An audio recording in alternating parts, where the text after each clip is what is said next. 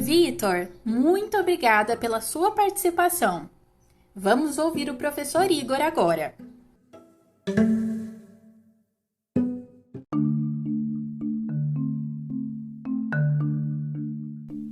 Olá pessoal, tudo bem com vocês? Eu me chamo Igor, sou professor de língua portuguesa e inglesa, intérprete de Libras, tenho 23 anos, atualmente eu leciono na rede estadual, numa cidade no interior de São Paulo. Hoje eu vim falar um pouquinho para vocês sobre minha área de atuação, sobre a minha formação, sobre as minhas dificuldades, sobre basicamente tudo que envolve a minha experiência na área de letras, que é a minha formação. Desde que eu entrei na faculdade, lá em 2017, eu tenho contato com a educação, porque eu fiz licenciatura plena, então o curso inteiro foi voltado para essa área da educação. E aí, nos meus 4 anos de curso, eu tive contato com a educação, eu trabalhei em 4 escolas diferentes, cada ano eu fiquei em uma escola diferente, aprendendo bastante, obtendo muita experiência, porque o curso é só a teoria, né, de tudo. A gente só começa a aprender mesmo, a gente só começa a aplicar tudo que a gente aprende na prática. Para isso que servem os estágios, né? Para a gente ter o primeiro contato com a educação e ali abrir portas para após a nossa formação. Então, desde o meu primeiro ano, desde 2017, já tenho esse contato, já trabalho em escolas, já sei como que funciona, né? Toda essa questão, não com tanta profundidade igual eu tenho agora, porque era estágio. Mas depois de 2020, né, no ano que eu me formei, eu trabalhei numa rede de publicidade como revisor e embora eu goste muito dessa questão de revisão, de trabalhar com texto, de correção e tal, eu não me identifiquei muito.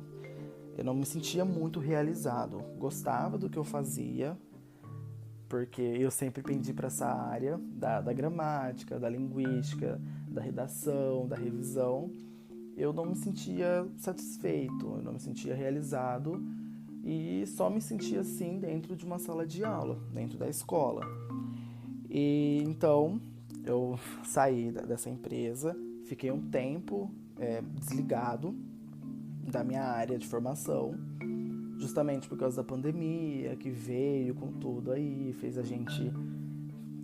obrigou, né, a gente a ficar um pouco isolado. Então eu usei como ano sabático, ano sabático para a minha formação. Mas em 2022, lá em abril de 2022, eu entrei na rede estadual e aí me encontrei por completo, né? Me senti completamente realizado e por mais que tenha, né, várias diversidades, é muito satisfatório o trabalho de um professor, né? Eu como professor digo que é muito satisfatório você entrar numa sala de aula, ter contato com os alunos, não é só aquela questão de entrar na sala de aula, passar aquilo que você já aprendeu, que você estuda diariamente, porque depois de formado a gente precisa ainda dar continuidade nos estudos, e tem toda a questão de relação, de interação com os alunos, sabe? Não é chego na sala, passo o conteúdo, o aluno faz uma prova, o aluno faz o trabalho, o aluno responde conforme a gente quer, nem sempre vai ser assim. E ponto, trabalho feito. Não, isso vai muito além, é só a ponta do iceberg. Quando eu finalizei o meu terceiro colegial, eu ainda estava um pouco perdido. Eu não sabia muito bem o que eu queria para minha vida. É muito difícil você olhar para uma pessoa de 17 anos, para um adolescente de 17 anos e querer que ele tenha uma resposta sobre o seu futuro. Não falo que isso seja uma coisa incomum, né? Às vezes tem, né, várias pessoas que já, desde pequena, já têm a vocação para alguma coisa, já sabe que é aquilo que ela quer, então fica muito mais fácil. O processo é muito mais fácil, o processo é muito mais agradável. Eu não tive isso. Eu fui desde nutrição, a biologia, a direito, até chegar em letras. Como que foi esse processo, né? Eu tenho na minha família já professores, a minha mãe é pedagoga, minha mãe é intérprete de Libras, ela me influenciou muito, muito, muito, muito na minha escolha e sou grato até hoje por causa disso. eu sempre gostei muito da língua inglesa. Eu ouvia músicas, tive essa influência desde pequeno de música pop internacional. E eu sempre tive essa curiosidade de aprender mesmo a língua inglesa, de ouvir uma música e entender o que aquela música falava. Então eu pesquisava a letra e ouvia a música junto com a letra, e depois eu ouvia a música vendo a tradução, depois eu ouvia a música com a letra e com a tradução junto, para eu ir associando as palavras, para eu entender a pronúncia, depois eu ouvia a música sozinha, sem nenhuma letra, e eu fui fazendo isso de forma natural. Eu não me cobrava, eu não tinha nenhuma pressão em cima disso. Foi um processo muito agradável, e hoje eu passo isso para os meus alunos. Nas minhas turmas de língua inglesa, eu falo que uma das formas mais, não fáceis, mas mais agradáveis é essa. É ouvir uma música ou assistir uma série em inglês e de forma legendada, né? Porque isso faz com que a pessoa perca aquele tabu de que a língua inglesa é difícil, que eu não consigo entender. É porque eu ouço muito isso dos meus alunos. Professor, eu sou burro porque eu não entra na minha cabeça. Mas a gente já tem isso enraizado, né? Eu fui esse tipo de adolescente. De jeito nenhum eu consegui. Eu fui esse tipo de estudante, desculpa. Não entrava de jeito nenhum na minha cabeça o inglês. Até que um belo dia eu comecei a praticar dessa forma que eu expliquei, com a música. E aí, minha mãe chegou num belo dia, assim, novembrão, últimos minutos no terceiro colegial, e me apresentou o curso de letras. Ela falou assim: olha aqui, filho, o jeito que... olha a grade, o jeito que não sei o que, você gosta de inglês. Eu também sempre fui apaixonado pela gramática. Eu não sei explicar o motivo, mas a gramática sempre foi a minha paixão. Acho que gramática em si, né? Tanto da língua inglesa quanto da língua portuguesa. Eu sempre fui muito curioso para entender a forma que as pessoas falam mesmo, né? Eu até entrei em sociolinguística na faculdade, mas a minha vocação é a gramática. E aí eu me apaixonei pela primeira vez que eu vi, né? Foi amor à primeira vista, porque até então eu sabia da existência da gramática, da língua portuguesa, da língua inglesa, mas eu não tinha essa noção de que existia um curso para aquilo. É muito doido pensar nisso, né? Pensar que tem um curso que estuda aquilo, porque até então eu não sabia, né? E aí eu fui estudando, eu fui analisando certinho, eu já me imaginava na faculdade, estudando tudo aquilo e tal. E foi assim, foi uma coisa inesperada, foi uma coisa repentina, né? Porque até então eu não tinha ideia nenhuma do que eu ia fazer da minha vida. E aí eu decidi embarcar nessa aventura. Sem saber se eu ia me arrepender ou não depois, sem saber se era realmente isso que eu queria. Até porque eu sempre tive o apoio da minha mãe, né? Então ela foi primordial na minha formação como ser humano, como professor.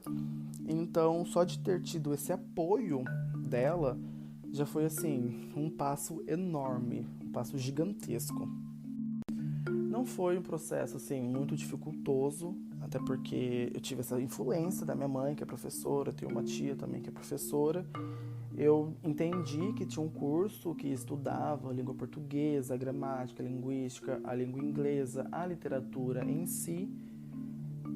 Estudei a grade, me apaixonei por ela e resolvi que era isso que eu queria fazer. Nem pensei no depois. Era aquilo que eu queria fazer no momento, é aquilo que eu iria seguir. Né? Eu até falo isso para os meus alunos, né? Mas quando eu era mais novo, não que eu seja uma pessoa muito velha, né? Ou velha, só com 23 anos, mas quando eu estava no colegial, eu não gostava muito de ler, detestava ler. E aí na faculdade eu fui descobrindo também essa paixão pela literatura, essa paixão pela leitura. E para mim é primordial, né? Que as pessoas tenham contato com os livros. É importantíssimo que as pessoas tenham esse hábito de ler, porque o livro melhora o conhecimento de mundo da pessoa, melhora a visão, o pensamento crítico do ser humano, por mais que seja por mais que a pessoa julgue aquele livro como ruim, é uma forma de fazer com que a gente reflita sobre o mundo à nossa volta, mesmo que seja uma ficção, né? Então eu sempre bato nessa tecla com os meus alunos, é preciso ler, porque além de aumentar a capacidade interpretativa, melhora o vocabulário, melhora o conhecimento de mundo, melhora a crítica. O ser humano tem que ser crítico, né? O ser humano tem que ser um ser pensante. Ele precisa a todo momento ser crítico. Enfim, quem se forma em letras não tem um nome específico. A gente brincava na faculdade que quem se formava em letras era letrólogo, letrudo, letrado, letreiro, vários nomes, mas não tem um específico. Tem específico em campos. Por exemplo, na linguística é linguista, na gramática é gramático, mas não tem um próprio para quem é formado em letras. Eu sou professor, ponto. Gosto de ser assim. Mas quem se forma pode trabalhar em vários lugares, é bem amplo, né, o campo, mas eu vou citar só alguns, assim, não os principais, mas os que vêm à minha mente agora. Pode trabalhar como intérprete, pode trabalhar como tradutor, porque dependendo da faculdade tem um outro idioma. Eu fiz letras, português e inglês, mas tem letras, português libras, letras, português latim, letras, português e outra língua. Então dá para trabalhar com essa tradução. Desculpa. Em editora, por exemplo, traduzir um livro que vem lá, um livro internacional que vem para o Brasil, e aí você faz aquele processo de traduzir. E na própria editora mesmo, né? Como revisor, como redator, pode trabalhar com livros, pode ser professor, assim como eu, né? Então tem diversas áreas, área da pesquisa acadêmica. Então, assim, é vasto, não fica sem emprego, fica despreocupado que emprego não falta para quem se forma em letras. Eu tive experiência na área de revisão, só que, como eu já disse, não foi aquilo que me deu luz à vida, sabe? Foi a educação mesmo. Mas aí cada um escolhe aquilo que melhor dialoga consigo, né? Cada um escolhe aquilo que melhor vai brilhar os olhos. Seja qual for a profissão, seja qual for o local de trabalho, sempre estaremos sujeitos às vantagens e desvantagens, ao agradável, ao desagradável, às dificuldades, aos desafios, às recompensas, né? Nós somos seres humanos, precisamos de recompensas para sobreviver, né? Para perceber que o nosso trabalho está fazendo algum efeito. E eu vou falar um pouquinho sobre as desvantagens e vantagens da minha área de atuação, numa escola, dentro da sala de aula, numa rede pública. E já quero começar falando que não é nada disso que todo mundo comenta em grupo de WhatsApp, gente. Fake news existe e é real, tá? Temos que abrir nossos olhos.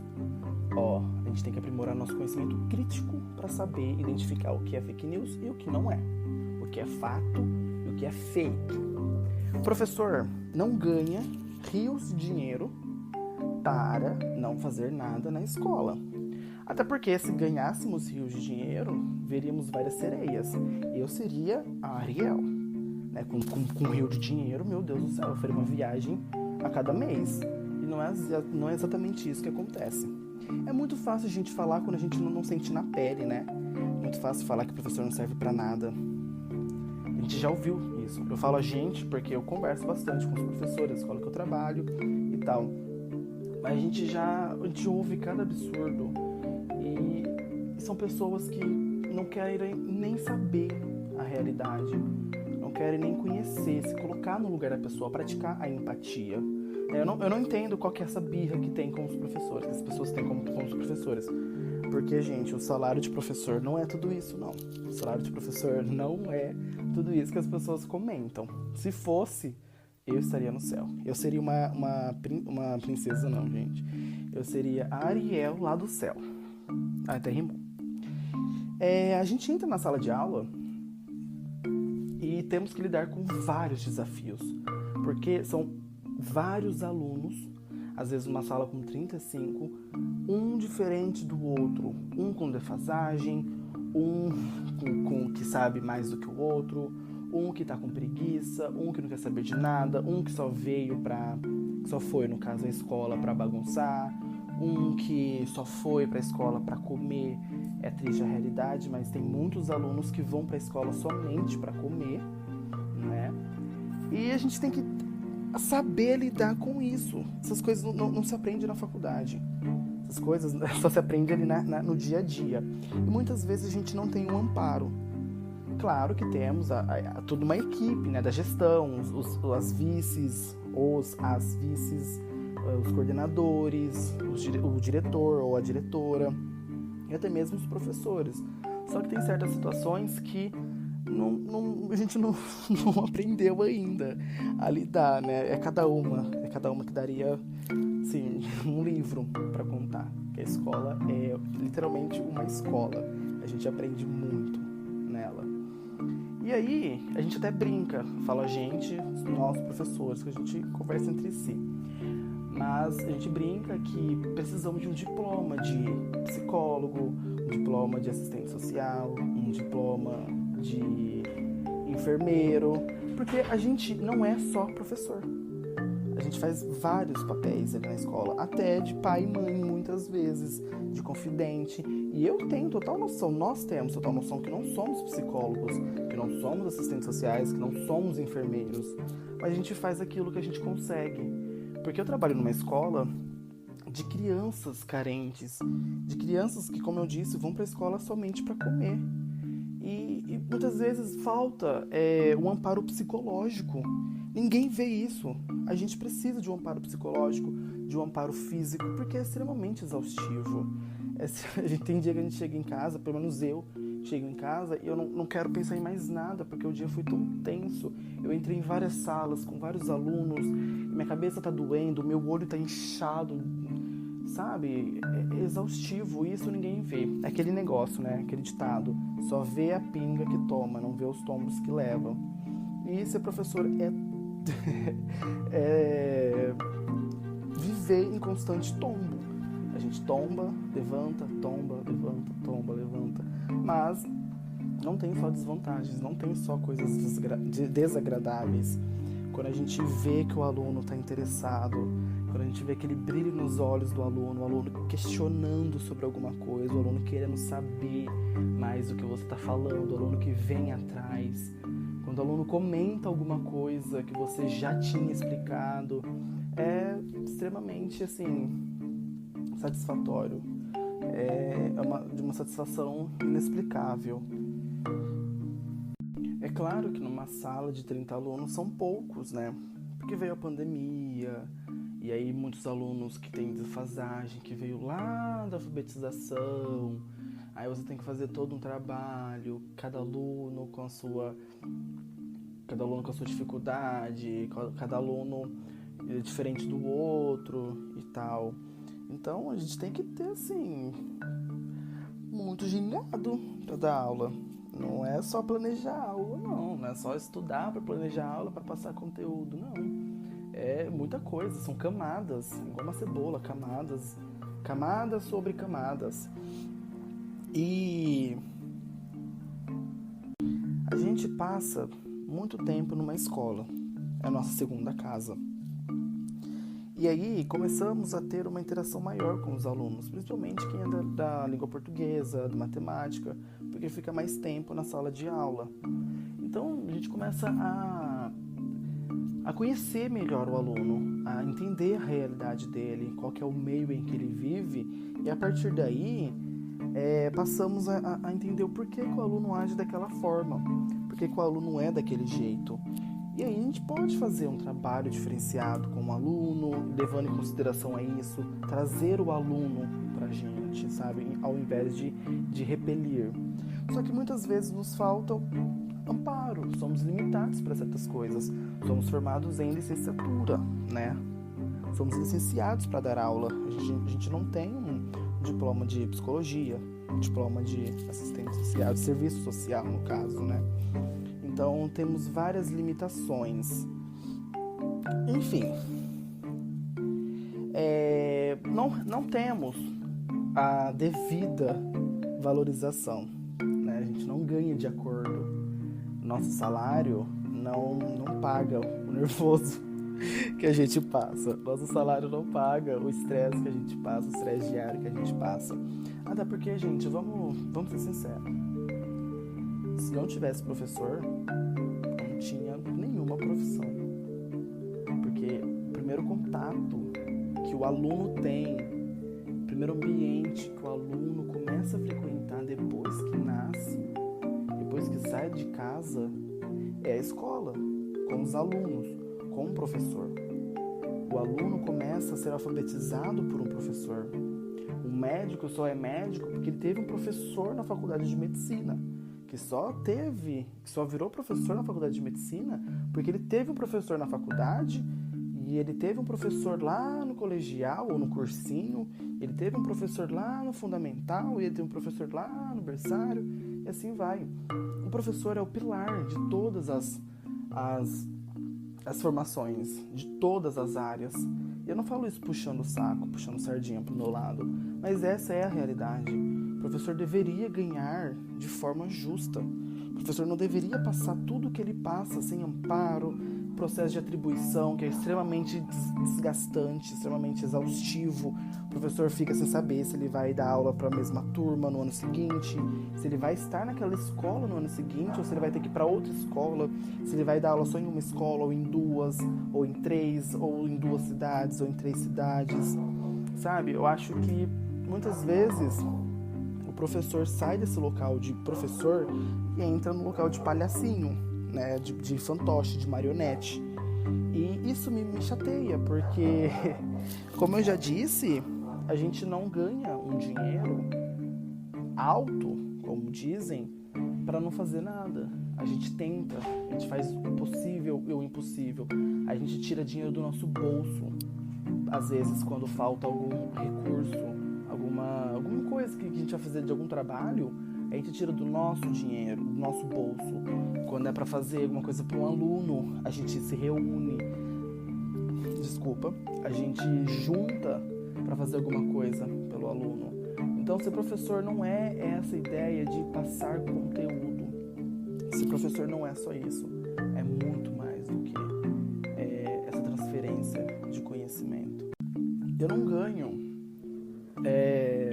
equivalente ao que eu faço, ao que eu exerço. A minha remuneração não é equivalente à minha função, sabe? Eu acho que deveríamos todos entender que professor é o começo de tudo. Professor é primordial na vida de qualquer ser humano. E deveríamos ter esse olhar mais sensível pra gente, né? Deveriam ter esse olhar mais sensível pra gente. Deveriam parar de querer aumentar salário de político e olhar para o professor, e mandar recursos para o professor. Eu não falo só em aumentar salário de professor, mas de mandar recursos para escolas, sabe? De ter essa visão mais profunda de uma sala de aula, visão mais profunda do que acontece numa escola. Porque, gente, se for para vivermos em teoria, para que tem prática? Se for para pensarmos só na teoria, pensar só na utopia que é a escola, a organização não funciona, sabe? Não acontece. É vago, é fútil, é defasado. Então, sim, eu acho que eu deveria ganhar mais para o que eu faço. Assim como eu acho que o aluno deveria ter um olhar também, deveriam ter um olhar mais sensível para o aluno, deveriam pensar mais no aluno. Porque se não tem professor, não tem aluno. Se não tem aluno, não tem ser pensante. Se não tem ser pensante, a gente cria uma massa de robôs. E robôs não são críticos, né? Mas enfim, se você que está ouvindo esse podcast estiver pensando em seguir para essa área, vou falar uma coisa, não é desanimando, mas desafios sempre vão ter. É uma área completamente assim, gratificante, apesar dos pesares, apesar de algumas coisas ruins que eu falei, talvez vocês considere como ruim, mas é completamente gratificante quando a gente vê um aluno no final do ano, aquele carinho todo que a gente pega com o aluno que está interessado na sua disciplina, aluno que questiona, aluno que quer pensar, aluno que vai atrás do conhecimento. É completamente gratificante e nada paga aquilo. Mas como já dizia Carlos Drummond de Andrade, tinha uma pedra no meio do caminho. E essas pedras no nosso caminho, professor, são os desafios, são as dificuldades. Mas nós crescemos com todo o desafio, com todas as dificuldades, com todas as adversidades. Não é romantizando, né? A gente não tem que romantizar toda a dificuldade que a gente tem. Mas a gente tem que acolher essa dificuldade, esse desafio, tudo que a gente passa, porque são essas dificuldades, repetindo essa palavra mais uma vez, que vai formar cada vez mais a gente num profissional melhor, sabe?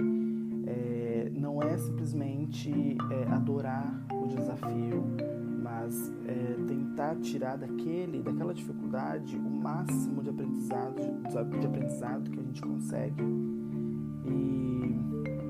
E ser professor é isso. Ser professor é encontrar uma pedra, pegar aquela pedra e transformar todas as pedras no nosso caminho em uma ponte. Essa ponte que vai fazer com que os nossos alunos atravessem todo o caminho deles, né? E subam cada vez mais com pensamento crítico. E para seguir nessa área, tem que ter algumas coisas em mente, como, por exemplo, tem que gostar de ler claramente, mas isso é uma necessidade do ser humano, como eu já disse, né? Tem vários benefícios na leitura. E apesar de eu gostar da área da educação, é um campo vasto, né? São várias possibilidades. E eu me sinto realizado toda vez que eu penso em todo o meu processo, em toda a minha trajetória, no caminho que eu percorri para chegar até aqui. Eu sinto muito, muito feliz, muito realizado com isso, sabe? Porque a gente não imagina que coisas irão acontecer com a gente no futuro, né? E entrar para essa área, entrar pro time das letras, né? Não estuda apenas o alfabeto ou o crase, que fique muito bem claro. Foi de extrema importância para mim, sabe? Porque a gente não estuda apenas a gramática, a gente não estuda apenas literatura, a gente não estuda apenas a língua inglesa ou outra língua, linguística e tal. A gente aprende a ser humano, a gente aprende a olhar através daquilo que os olhos podem ver. A gente aprende a ter um olhar sensível, um toque sensível com as coisas, né? A gente aprende a arte de viver. E isso é encantador. É encantador saber que somos todos artistas, somos todos obras de artes e poesias. E tudo isso eu pude aprender dentro do curso de letras. E se alguém me perguntar, eu 1000 vezes vou falar que vale a pena completamente ingressar nessa jornada, porque desafios sempre vamos ter, né? Em qualquer área, como eu já disse. Mas quando a gente enfrenta um desafio dentro daquilo que a gente ama, é até mais gostoso enfrentar aquela barreira, né? É até mais gostoso a gente pegar aquela pedra e transformar numa ponte. Porque isso é ser professor. Professor é quebrar muros. Professor é trocar armas por livros. Professor é criar pontes pra gente poder atravessar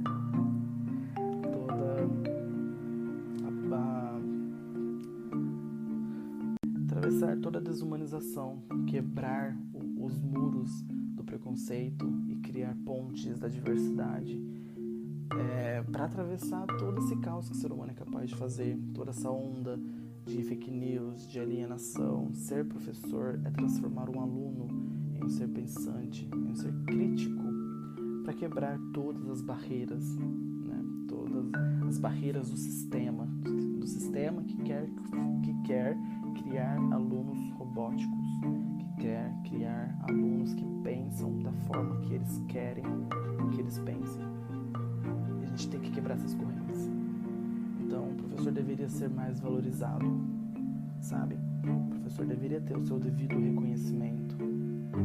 E a gente está nessa luta, nós professores estamos nessa luta para que a nossa função seja reconhecida, para que seja válido todos os nossos esforços e que as pessoas entendam que um professor é necessário, um professor deve ser reconhecido e que as pessoas entendam a importância dele, né? Que a gente quebre esse pensamento completamente distorcido que as pessoas têm de um professor.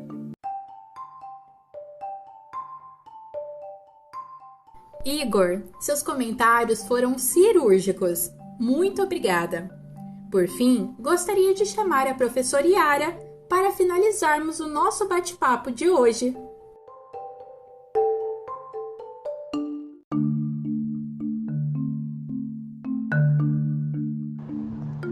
Olá, olá! Em primeiro lugar, eu gostaria muito de agradecer o convite da Júlia para participar desse podcast. Estou muito feliz, achei o convite muito incentivador, muito legal.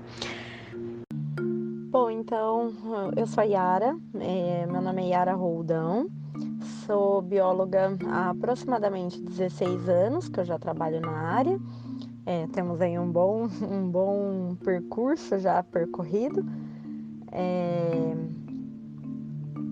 Eu sempre trabalhei na área, sempre não, né? Teve um pequeno trecho da minha vida que eu precisei não trabalhar na área, mas não vem ao caso. São praticamente aí os 16 anos trabalhando como bióloga, né? Ou em alguma coisa relacionada à área da biologia. Eu sempre brinco que a biologia, eu não escolhi a biologia somente, né? Ela também me escolheu, porque eu já comecei a fazer um estágio não remunerado no último ano da minha graduação. Eu fiz licenciatura plena em biologia na Barão de Mauá, e aí no meu último ano da graduação eu já entrei na Universidade de São Paulo num estágio não remunerado em um laboratório. Então, e aí eu acabei a graduação e já fiz a prova do mestrado, né? Como eu fiz o estágio lá na Universidade de São Paulo, lá eles focam muito, né, nessa questão da pesquisa. Então, o meu primeiro contato, né, com a profissão mesmo, depois que eu concluí a graduação, foi essa parte acadêmica, né? Eu fui fazer o meu mestrado e o meu doutorado. E acabei fazendo, né, na área de entomologia, que é o estudo dos insetos, com aí a especialidade em abelhas. Fiz, então, o mestrado, o doutorado, concluí. Nessa parte da vida, eu fazia outros trabalhos também, dava aulas, mas assim, como eu posso dizer, entre aspas, clandestinamente, porque quando você é bolsista, né, de mestrado e doutorado, você não pode exercer outra função. Eles exigem, né, que seja de dedicação exclusiva. Então, isso atrapalha um pouco a questão de você querer fazer outras coisas junto com a pesquisa. E parece pouco, mas não é, tá? Infelizmente, no Brasil, nós temos aí essa parte de pesquisa muito ainda retrocedida, digamos assim, né? O pessoal olha, né, as pessoas que fazem mestrado, doutorado, tipo assim, ele tá só estudando, né? Ou ele tá mamando no governo, algo desse tipo. né? A pesquisa não é levada a sério no Brasil. Então, hoje, se você quer ser pesquisador, né, um cientista, você precisa estar fazendo mestrado ou doutorado, que é errado, né? Temos vagas para pesquisadores em empresas privadas? Temos, mas ainda são vagas muito diminutas em relação às fornecidas com relação ao mestrado e doutorado nas universidades públicas. Então, acaba que para você sentir, né, essa fase de pesquisa, você precisa, então, fazer a pós-graduação stricto sensu.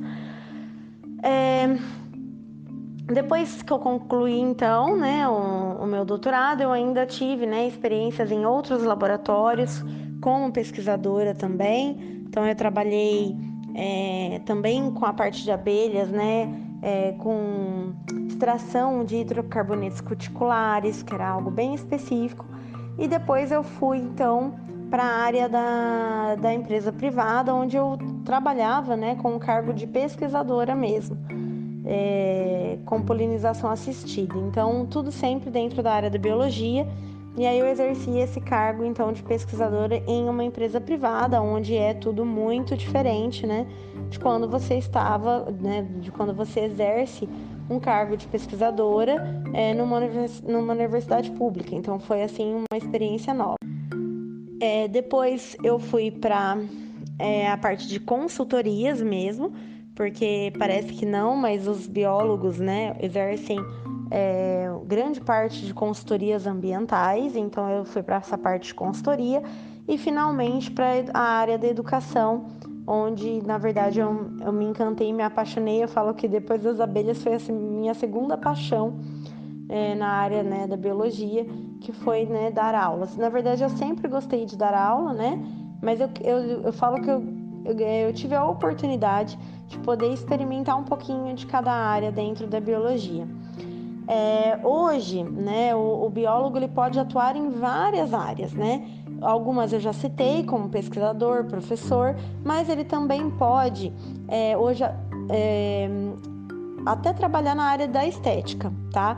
O nosso Conselho Regional de Biologia, hoje, você já consegue, com o CRBio, atuar na área da estética também, já temos o aval para isso, tá?